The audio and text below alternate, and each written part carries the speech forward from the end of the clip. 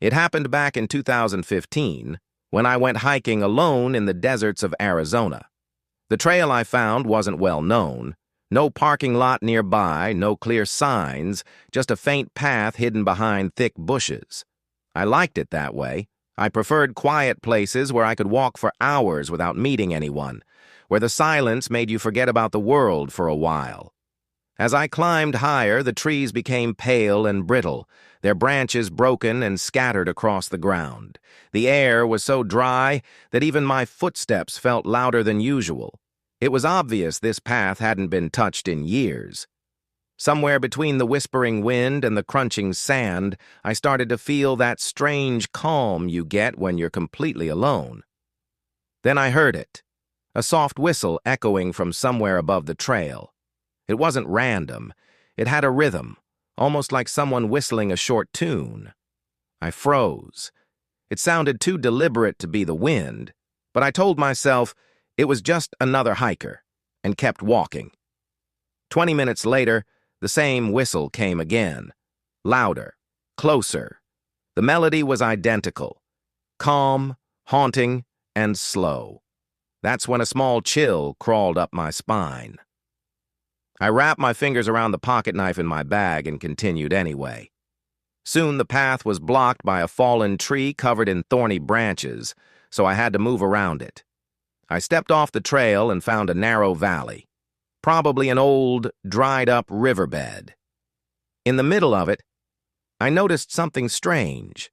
A small den made of thick sticks, perfectly woven together. It was too complex to be natural. Someone had built it. A bad feeling spread through me. I turned to leave, but before I could take a full step, the same whistle echoed again, this time directly behind me. My chest tightened. I spun around fast, but what I saw didn't make sense. A goat stood there at the edge of the valley, completely still. Its dark eyes locked on me.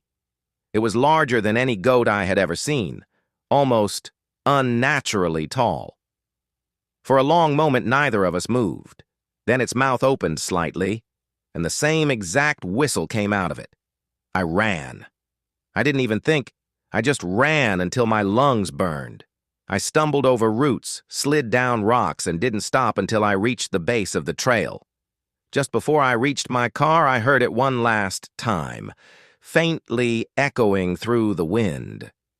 That same slow whistle. I never told anyone about it. People would have thought I was crazy. It wasn't until years later, when I learned about skinwalkers, that everything made a terrifying kind of sense.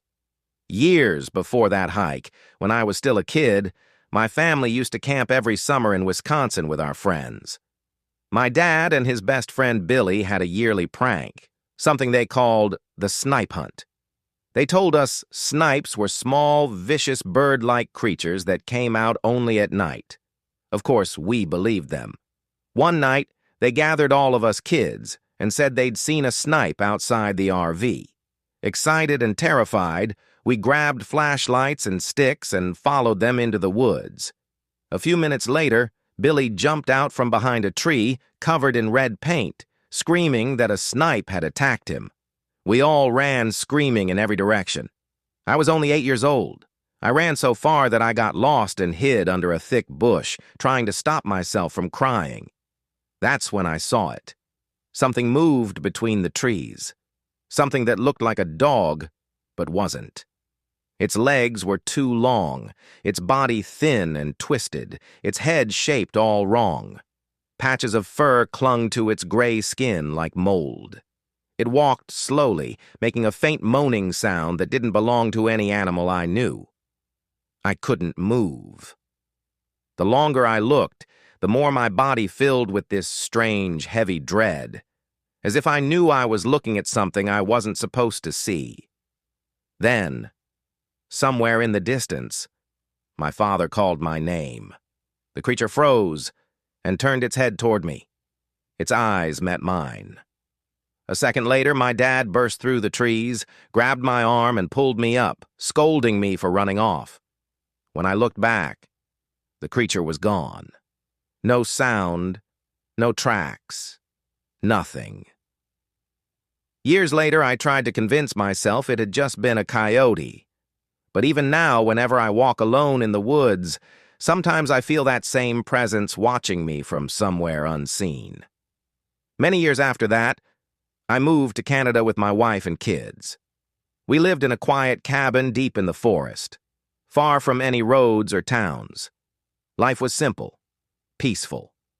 Until one night, when the cattle outside started panicking. I looked out the window and saw them all huddled at the far end of the field, as if running from something. At first, I saw nothing, just the moonlight on the trees. Then my eyes adjusted, and I saw it. A deer, tall and motionless, half hidden behind a tree. It was staring directly toward the house. For a long time, neither of us moved.